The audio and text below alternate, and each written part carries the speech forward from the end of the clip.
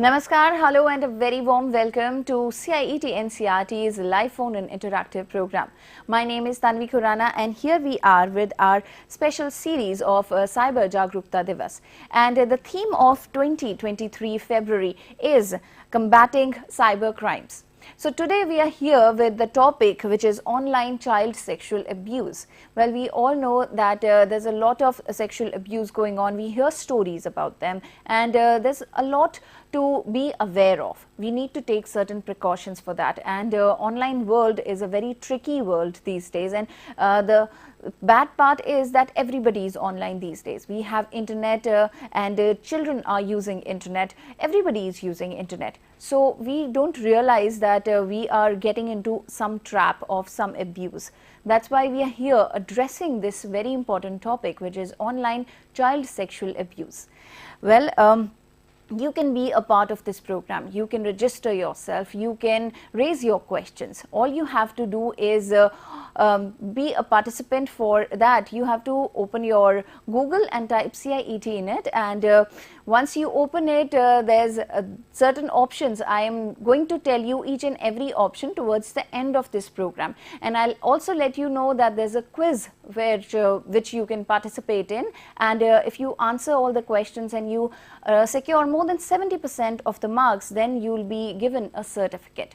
So that certificate is going to be very useful for you. So please be a participant, watch all the videos that have been there, and I'm going to show you all the links through which you can participate. So for now, if you have any questions, there are certain mediums, which is one is our phone number, that is 8800440559.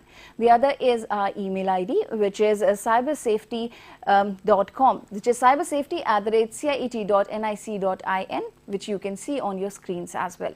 And the next one is our YouTube channel, NCERT Official. In the live chat box, you can write down your questions, your queries, and you can share it with us. Till 5 o'clock, we have an expert, and she'll be more than happy to answer all your doubts, all your queries.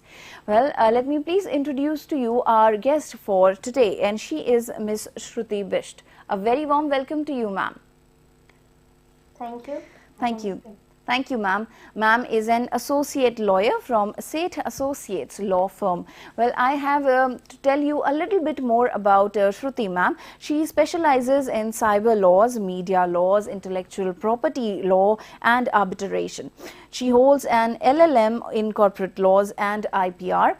She is the president of National Cyber Security Council, Women's Indian Chamber and of Commerce Industry, and is New Delhi chair of Artificial Intelligence, Data and Cyber Security of G100. So she has achieved a lot in her career so far, and we wish her all the very best. But we have certain questions to ask her.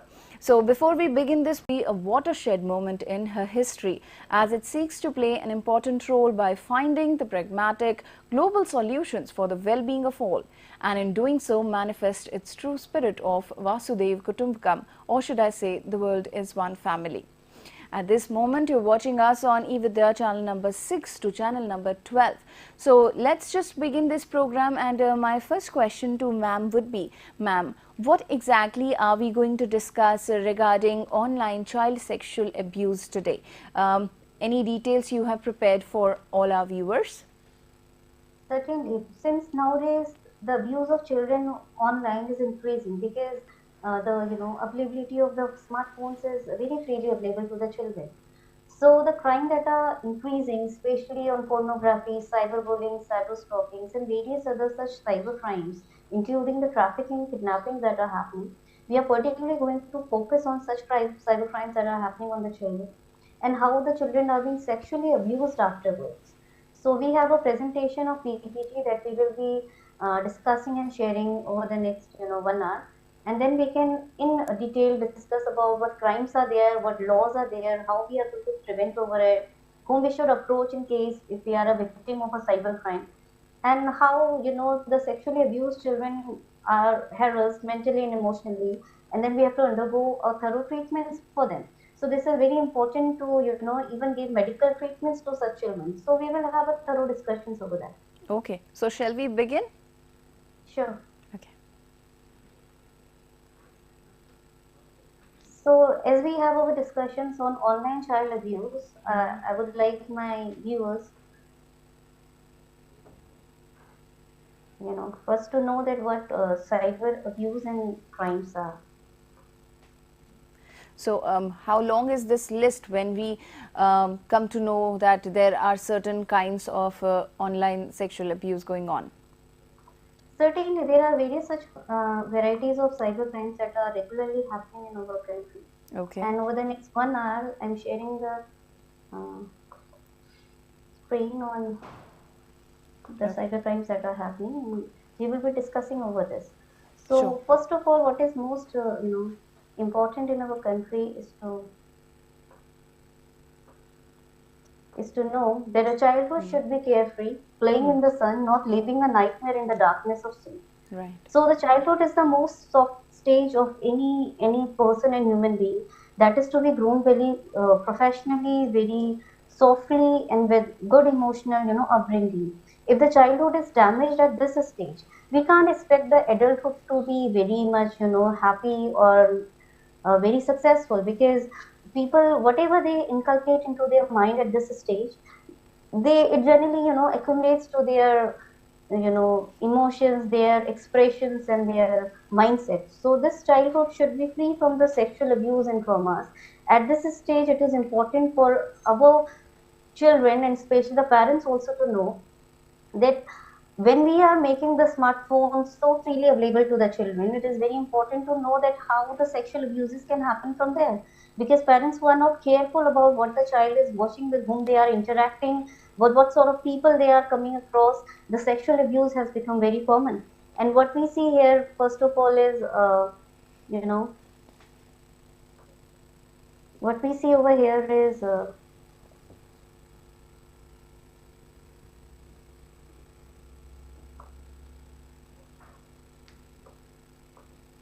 the child sexual abuse is any type of sexual harassment, exploitation, abuse that occurs through internet. Online child abuse, also known as cyber molestation, is a form of child abuse. Online child abuse can have a serious physiological, emotional impact on the victims that includes traumas, depressions, and anxiety.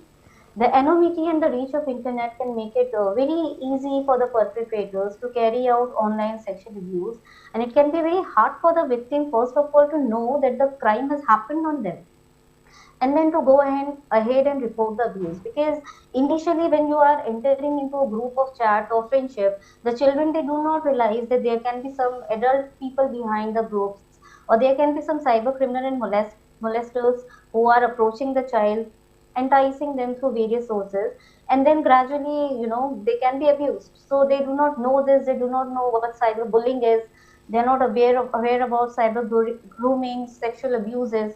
So it is important to know it. The perpetrators of online sexual abuse may use such tactics such as coercion, manipulations, and blackmails, even to control and exploit their victims. In India, we have almost 1,49,404 cases against such children, crime that has happened against the children, that were registered in the year 2021 only. It shows an increase of 16.2% over the year 2020, wherein only 1,28,534 cases were reported by NCRP.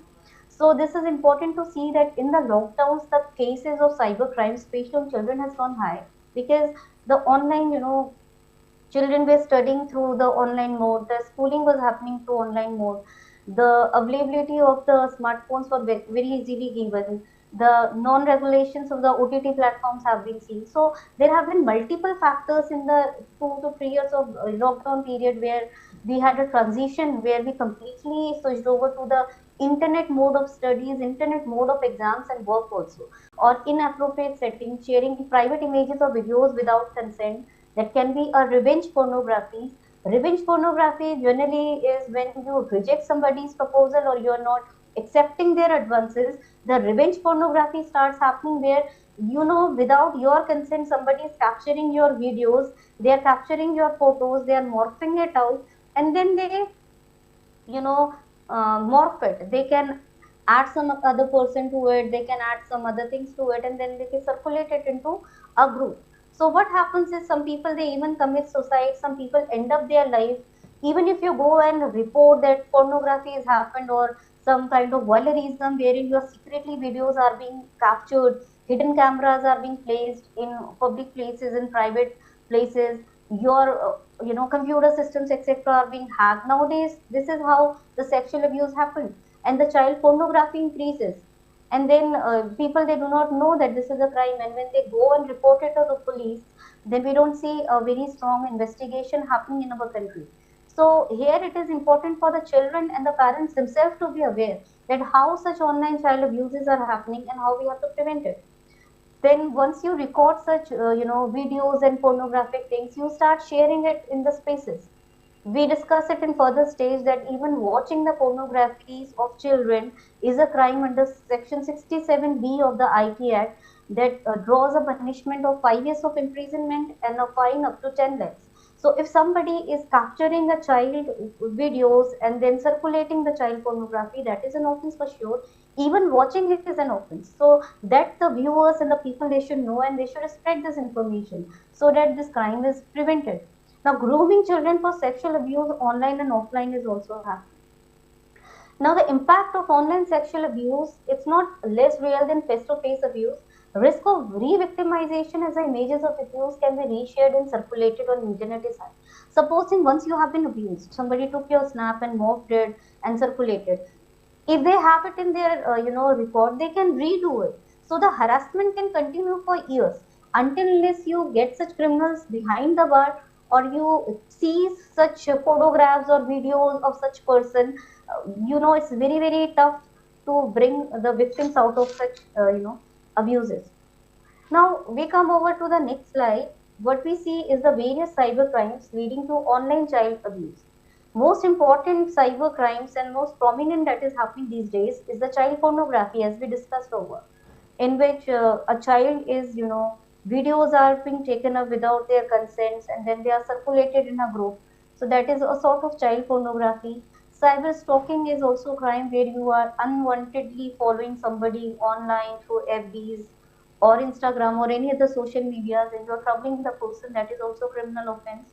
Revenge pornography happens when, supposing you have not accepted the advances of a person, or you have rejected somebody, they secretly capture your photos and videos and then they circulate it and revenge, that why did you reject us. So revenge pornography is happening very strongly among the teenagers nowadays.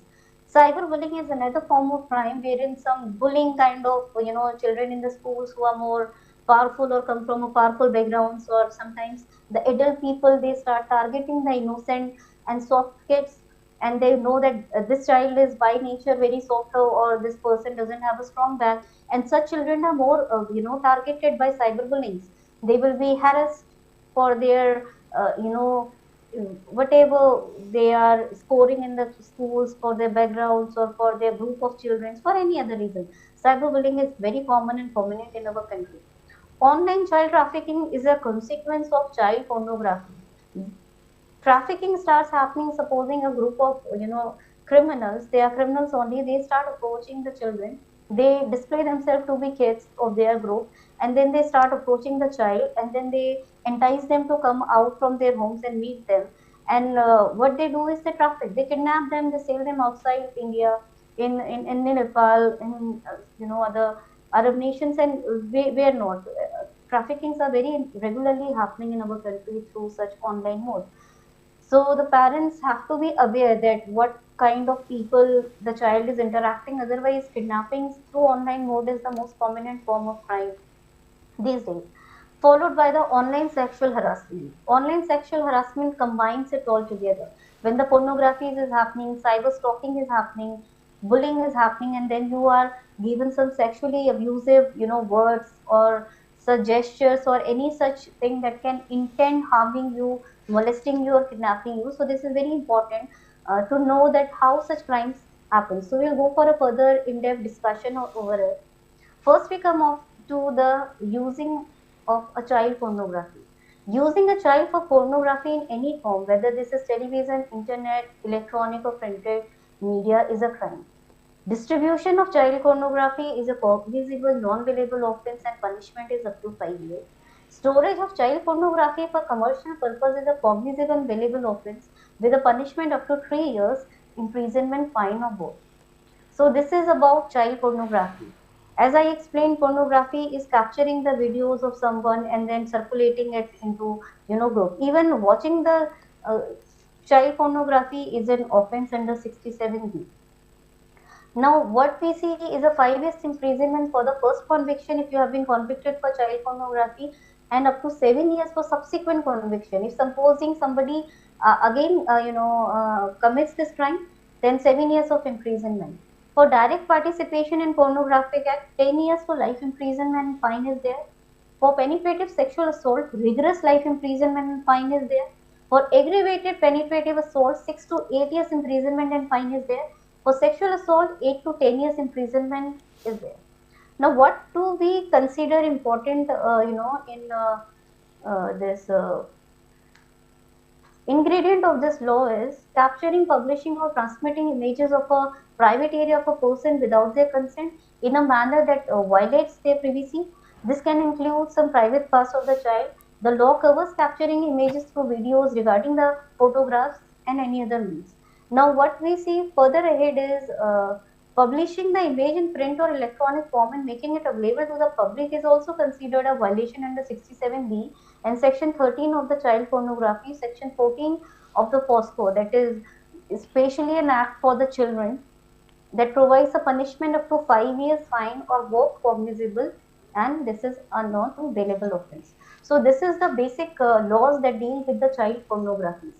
Now moving on to the next crime is cyber stalkings. Cyber stalkings, as we see, is when we use internet or other electronic means to stalk, harass, or individual group of organizations. See, in the IT Act earlier 66A was there, but it was then declared unconstitutional. So right now section 354D of the Indian Penal Code deals with cyber stalking. So if somebody is troubling you online, even without your consent, somebody is approaching you, sending you requests on FBs or Instagrams or any other social media, so that will be considered to be a cyber stalking. Section 11 Clause 4 of the POSCO Act 2012 covers cyber stalking for the sexual intent and also for sexual harassment of a child. Now, punishment for sexual harassment under POSCO Act is 3 years imprisonment and a fine. What we include in cyber stalking is you can follow this person, watch and monitor this person, contact a child through electronic media. So this is how stalkings happen. When you are repeatedly sending requests to people, you're monitoring them without their consent, and then you start sending some sexually abusive messages to them. So that can be a combined form of cyber stalkings and cyber harassments. So moving on to the next very prominent crime that is happening these days is cyberbullying. Cyberbullying can happen offline as well as online.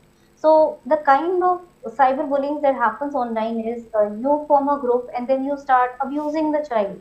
You start making rumors about him, start trolling them on social media, intimate them, start threatening them, or start abusing them for how they are, what positions they have. Small kids especially, the cyberbullying that happens in the group, some people they become very strong and smart, so they start bullying the other children in the group. And India leads in cyberbullying, to be very precise. So it is important for the parents and the teachers in the schools to know that cyberbullying is very, very prominent and it has to be prevented in the schools. And we don't have a legal explanation to define what cyberbullying is, but criminal intimidation is defined under section 503 of the Indian Penal Code, where we give threatening, kind of messages or sentences to a person that can cause injury to his person, reputation, or property. That is also sort of bullying. Punishment for such, criminal intimidations or cyberbullying is under Section 506 IPC, and the punishment is 2 years fine or both. 507 IPC is a criminal intimidation by anonymous communication, imprisonment up to 2 years, and the status of this offence is non-cognizable and bailable. As we are, all law students, we know the meaning of non-cognizable and bailable. So bailable is where bail can be granted, and non-bailable is where bail is not granted. So non-cognizable are serious offences where you don't need the magisterial warrant to arrest, police can directly make an arrest. So they are more serious offenses. So this is how cyberbullying happens. It can happen in the schools. It can also happen through the online social media platforms where a group of people they start targeting the kids. The outcome of this cyberbullying has been seen in the games like the blue whale games that came up. We have seen how the children were trapped into this blue whale games and they started committing suicide because people at 12, 13, 14, 15 years are very soft minded. They are growing, they are learning, they do not know the right and the wrong. And when you are giving such environment to the kids, you are giving such blue games, you are giving such metaverse form of games where you are actually in person there playing those games. You do not realize that you are outside that virtual world, or you are in that world, and people they start thinking that they are really living in that world, and the consequences are the suicides and murders, etc., things that are happening. So cyber bullying is one of the again very prominent crime. Now moving on to our next slide is online child trafficking. As we discussed that online child trafficking is again a very prominent crimes that are happening, and it is a consequence of the first three crimes that we discussed over. Child trafficking happens when any person under 18 who is recruited, transported, transferred, harbored, or received for the purpose of exploitation either within the country or outside the country. Right. So online child trafficking, the use of the internet to commit the offenses of child trafficking happens through dark web, using mediums such as Bitcoin, using cross-chain technologies. This cannot be very easily tracked. You can go and report to the police, but it is very, very tough. Once a child has been trafficked to another country, breadthrough through cybercrime, the international jurisdiction issue also applies. It is very tough to expect that police from our country will go to another country. The other countries should also be supportive to you to bring the child back. So this is the most abusive form, and this happens for the pornographies when the child is trafficked for pornographic purposes or for sexual harassments, or they are stalked. First of all, they are bullied, then they are enticed, then they are called outside their homes, and then they are trafficked and they are sent to other countries. So this is how the child trafficking has been happening in our country. Now, the legal provision deals is the Immoral Traffic Prevention Act 1956, Section 5 of ITPA speaks specifically about trafficking for the purpose of prostitution. This is also one of the reasons why the childs are trafficked. So, forcing a child under 16 years into prostitution, punishable, this offense is punishable for imprisonment of 7 years and maximum of life sentence. Forcing a child between 16 to 18 years into prostitution, punishable with imprisonment of 7 years and a maximum of 14 years. This crime of child trafficking is again a cognizable and a non-bailable offense. So what we see in child trafficking is not just one offense, it's a accumulation of the various cyber crimes that happen. It includes cyber bullying, it includes cyber stalking, pornography, it includes harassment, it also includes prostitution. So when all the 4 5 reasons are combined together, then the criminals go to the extent of trafficking a child. So the I think the kids and the parents they should be very much aware about this fact to prevent it. Now moving on to our next form of crime is online sexual harassment. So a form of abuse where a child is exposed to sexual content, followed, watched digitally, sent text messages with sexual overtone, exhibited the body parts online, threatened with the use of body parts in a sexual manner, or used for a pornographic purpose. So this is how sexual harassment is defined. Then what we relate it's a related crime to cyber stalking, cyber bullying, and child pornography. So when again the three crimes are combined together, how it happens? Firstly, you are stalked online through FB and Instagram. Somebody is sending you messages, requests, and they start sending you some threatening messages that bullying for abusing you, and then they start sharing it your photographs, morphing it, or they may even hack your computer system and start capturing your videos, even if your web cameras are sometimes off. There are technologies that you will not know and your web cameras start capturing you when your system is hacked. So this is how online sexual harassment happens. There is no specific mention of online sexual harassment in Indian laws, but sections can be interpreted to cover it as they use words such as electronic and digital. So now we move on to the provision in section 11:12 of POSCO Act that gives punishment up to 3 years, 354 AIPC that gives sexual harassment punishment up to 1 year and also a fine. Now there are various types of sexual exploitations and abuse. It can be grooming. This is a tactic to gain your trust. First, they will target the potential victim, young children, kids, teenagers, and they will start abusing you. They will first take your trust. They will make friendship. They will entice you, and then they will start grooming you that you have to do this, you have to do that.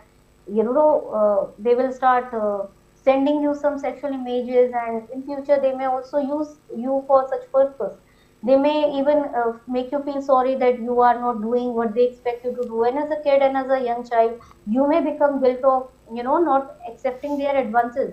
So this guilt ultimately leads to what? They approach them finally, sending some sexually explicit materials that can lead to pornographies and voyeurism. Sextortion can also happen when somebody uses your photos, videos, blackmails you, coerces you into doing what they want.